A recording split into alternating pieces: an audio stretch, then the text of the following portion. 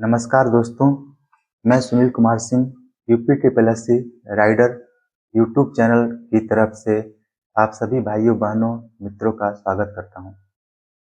आज के वीडियो में जैसा कि थंबनेल से स्पष्ट है कि ये वीडियो जूनियर असिस्टेंट जिनको कनिष्ठ सहायक कहते हैं कि ऑफिस में कौन से कार्य होते हैं उनको इसमें व्याख्या किया जाएगा और उसके बाद उनके प्रमोशन का स्टेज क्या होता है, स्टेप बाय स्टेप कैसे प्रमोशन पाते हैं, कितना ड्यूरेशन लगता है, उसके बारे में आपको बताऊंगा।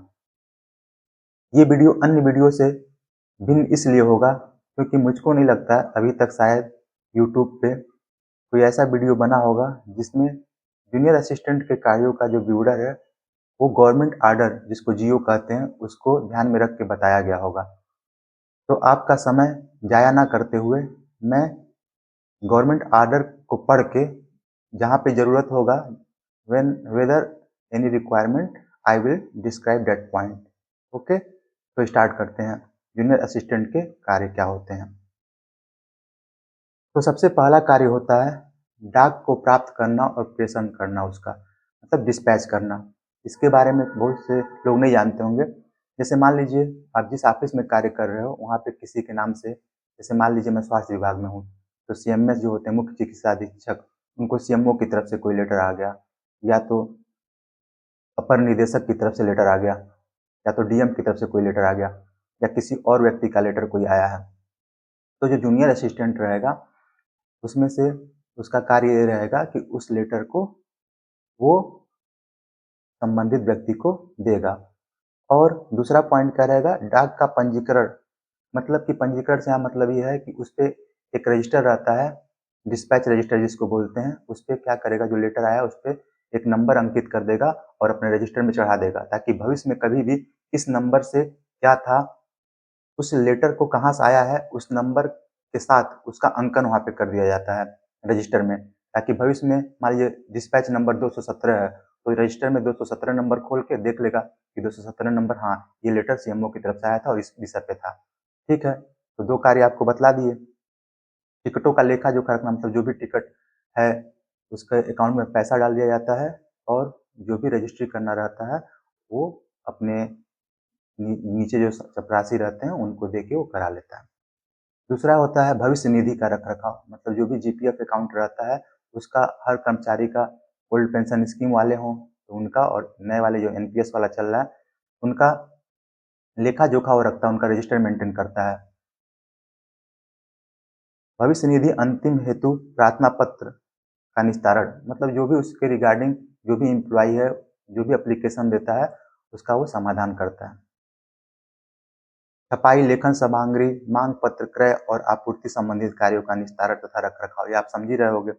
वाहन संबंधी समस्त कार्य करता है, मतलब जिस भी ऑर्गेनाइजेशन में कनिष्ठ सहायक है वहाँ पे जो भी वाहन होंगे गवर्नमेंट वाले उनके बारे में उससे रिलेटेड कब उसका मेंटेनेंस करवाना है, क्या उसके फ्यूल पे क्या खर्च हो रहा है, इन सब का मेंटेन करना और ये सब देखना कनिष्ठ सहायक का ही काम होता है। उसके बाद स्थापना तथा लेखा संबंधी पत्रों के टंकर, कंप्यूटर टंकर का कार्य, मतलब स्टेबलाइजेशन में, मतलब कि संस्था में जो भी टंकर का कार्य होगा, टाइपिंग से रिलेटेड जो भी लेटर बनाना होगा वो अपने करेगा या तो उसके नीचे कंप्यूटर ऑपरेटर भी रहते हैं उनसे भी करा सकता है। यूजर चार्जेस संबंधी समस्त कार्य, मान लीजिए अभी मैं स्वास्थ्य विभाग में हूँ तो हॉस्पिटल में कोई भी बिल बन रहा है, जो रसीद बनता है, एक्सरे कराना है, किसी को ईसीजी कराना है, तो उससे संबंधित जो भी पैसा जमा करेगा कोई, उसको ये सब यूजर चार्जेज में आता है। जो भी चार्ज होगा तो उसका रख रखाव भी कनिष्ठ सहायक को ही देखना रहता है। विभिन्न राष्ट्रीय कार्यक्रमों योजनाओं से संबंधित कार्य, जैसे मान लीजिए आपका हॉस्पिटल में एड्स नियंत्रण कार्यक्रम आ गया, विकलांग कुष्ठ रोग से उन्मूलन संबंधित कोई कार्यक्रम आ गया, या तो दूसरे भी ऑर्गेनाइजेशन में आपको किसी अन्य विभाग में भी मान लीजिए 26 जनवरी हो गया, 15 अगस्त हो गया, तो इन सबों का ऑर्गेनाइजेशन ऑर्गेनाइज करने में भी कनिष्ठ सहायक की जरूरत पड़ती है। अच्छा, ये तो हो गए उसके कार्य। अब जो आपके ऊपर वरिष्ठ सहायक होंगे, प्रशासनिक अधिकारी होंगे, उनके बीच में समन्वय स्थापित करने के साथ साथ क्या काम होता है उसके बारे में भी बता दे रहे हैं। तो प्रशासनिक अधिकारी जिनको प्रधान सहायक भी कहते हैं, उनके निर्देशानुसार विभिन्न वरिष्ठ सहायकों और कनिष्ठ सहायकों के साथ, मान लीजिए कई कनिष्ठ सहायक हैं तो आपस में संबंध रह के कार्यों को निस्तारित करना रहेगा, और कोई भी कंप्यूटर और टंकर से संबंधित कार्य रहेगा उसको भी करना है। मान लीजिए कोई वरिष्ठ कर्मचारी, वरिष्ठ अधिकारी आपका है, वो उपलब्ध नहीं है, तो आप अपने पद से भिन्न जो भी कार्य है उसका उसका भी चार्ज आपको मिल सकता है। मान लीजिए जिन कार्यालयों में एक ही लिपिक कार्यरत है, वहाँ के समस्त लिपिकी कार्य उसके द्वारा संपादित किया जाएगा। समझ रहे हो आप लोग ना, कि जो अगर एक ही अगर लिपिक है तो समस्त कार्य वही देखेगा, और अगर एक से अधिक लिपिक हैं तो जो वहाँ का हेड रहेगा वो प्रशासनिक अधिकारी हो गया, तो वो कार्य को डिस्ट्रीब्यूट करके अलग-अलग काम को दे सकता है। मान लीजिए कोई कार्यालय अध्यक्ष है, तो वो किसी काम को लिपिक को छोड़ के भी कुछ समय के लिए दूसरे व्यक्ति से करा सकता है, लेकिन फाइनली उसको कुछ समय के बाद उसको लिपिक से ही कराना इम्पोर्टेंट रहेगा। इसको मैं पढ़ के बतला दे रहा हूँ। विशेष परिस्थितियों में कार्यालय अध्यक्ष द्वारा आदेशित कोई भी कार्य किसी और कर्मचारी द्वारा संपादित किया जाना अनिवार्य होगा, परंतु यह प्रक्रिया सामान्य रूप से लंबे समय तक लागू नहीं होगी। मतलब बाद में उसको कनिष्ठ सहायक से ही काम करवाना है। तो ये सब उसके प्रमुख कार्य थे, जो आप समझ गए होंगे।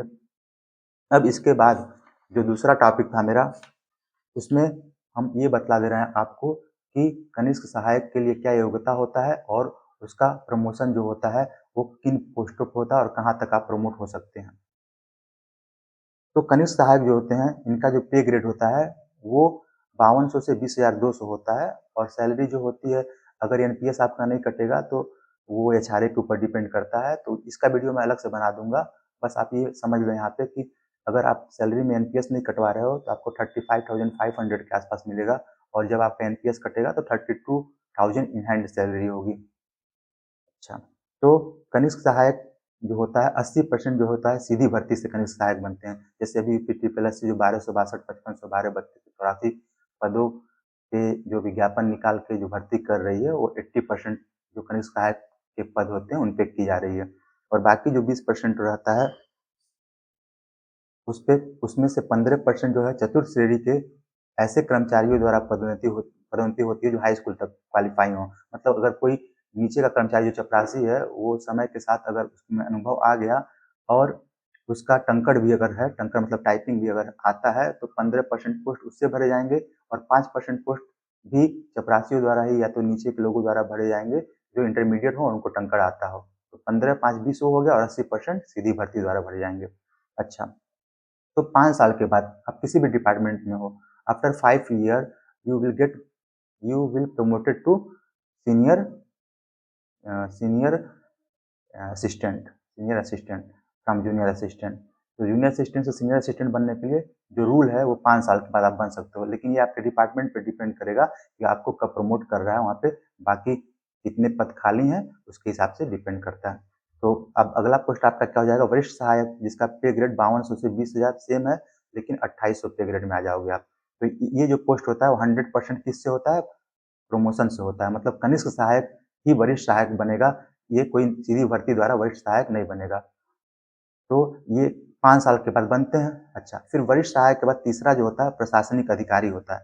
तो प्रशासनिक अधिकारी भी 100% प्रमोशन से बनते हैं, और जो भी वरिष्ठ सहायक होगा वो 5 साल के बाद, 5 साल के अपने मान लीजिए एक्सपीरियंस हो गया उसको, तो वो प्रशासनिक अधिकारी बन सकता है। इसका पे ग्रेड 9300 से 34,800 होता है, और 4200 है मूल वेतन जो है। उसके बाद प्रशासनिक अधिकारी से वरिष्ठ प्रशासनिक अधिकारी पे आपका प्रमोशन होगा, वो भी 5 साल के अनुभव से होगा। मतलब वरिष्ठ सहायक से 5 साल बाद आप प्रशासनिक अधिकारी बन जाओगे, और 5 साल प्रशासनिक अधिकारी के पद पे जब आप काम कर लोगे तो आप वरिष्ठ प्रशासनिक अधिकारी बन जाओगे।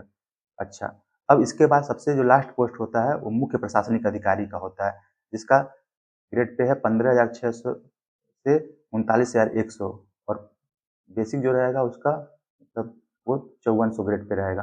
तो 100% ये जो होता है ये भी प्रमोशन से होता है। मतलब कनिष्ठ सहायक जो होता है वही बस डायरेक्ट होता है, बाकी उसके बाद सब कुछ प्रमोट होके ही बनना है आपको।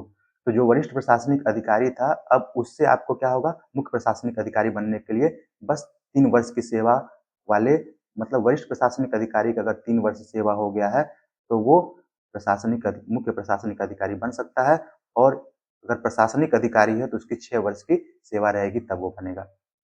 तो मेरी बात तो आप मेरी बात आपको समझ में आ गई होगी। मतलब कनिष्ठ सहायक से वरिष्ठ सहायक 5 वर्ष लगता है, वरिष्ठ सहायक से प्रशासनिक अधिकारी बनने में भी 5 साल लगता है, प्रशासनिक अधिकारी से वरिष्ठ प्रशासनिक अधिकारी बनने में 5 साल का लगता है और प्रशासनिक अधिकारी को सीधे अगर मुख्य प्रशासनिक अधिकारी बनना है तो 8 साल की समय लगेगा। तो इतना ही आज के वीडियो में। अगले वीडियो में फिर मैं कि कौन से विभाग अच्छे हैं, किन विभागों का आपको चयन करना है और जूनियर असिस्टेंट की सैलरी कितनी होती है, इस पे चर्चा करेंगे। वीडियो पसंद आई हो तो इसको लाइक और सब्सक्राइब कर दीजिएगा। धन्यवाद।